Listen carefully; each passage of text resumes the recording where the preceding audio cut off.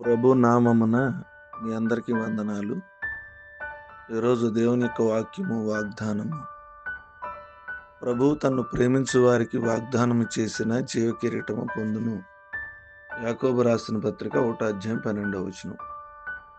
దేవుని బిడ్డలారా, శోధనలు వచ్చిన దేవునిపై నిలిచిన వ్యక్తి దేవుడు ధన్యుడిగా ప్రకటిస్తాడు.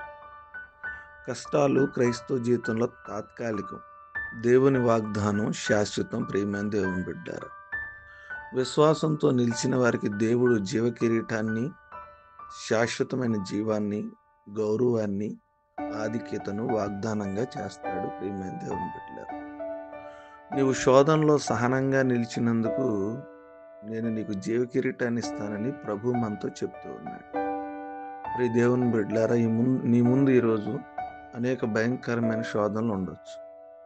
దానిలో విశ్వాసంతో ప్రభు దగ్గర మనం నిలిచి ఉండాలి.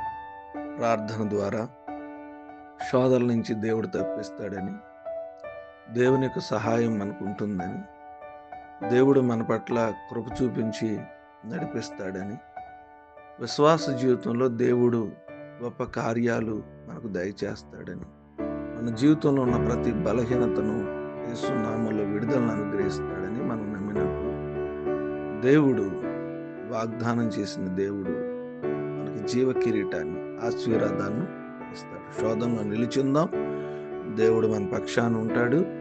వాగ్దానాలు పొందుకుని దేవుని ఆశీర్వాదాలు పొందుకుని కొద్ది మాట దేవుడు మనకు ఫలించునుగా. ఆమేన్. కళ్ళు వంచుకున్నాం, కళ్ళు మూసుకున్నాం. మహోన్నతుడా, మహాపరిశుద్ధుడా, సర్వాధికారి, నిరంతరము స్తోత్రార్హుడైన మా తండ్రి, మీ నామానికి వందనాలు తెలియజేస్తున్నాను. గతించిన దినాలన్నీ కాచారు, సంరక్షించారు, కృప చూపించినందుకు మీ స్తోత్రాలు. వేకువని లేచి మిమ్మల్ని ఆరాధించే ధన్యత, భాగ్యము మరొకటి మీరు మాకు దయచేసినందుకు మీ స్తోత్రాలు. ప్రభు, ఈ సమయంలో మమ్మలను, మా కుటుంబాలను మీరు జ్ఞాపకం చేసుకోమని ప్రభు పేరట వేడుకుంటాను. నేను ప్రతి ఒక్క అవసరత మీరు తీర్చమని ప్రార్థన చేస్తాను. నేను శోధనలో నిలిచుండే ధన్యత మా జీవితాల్లో దయచేయండి.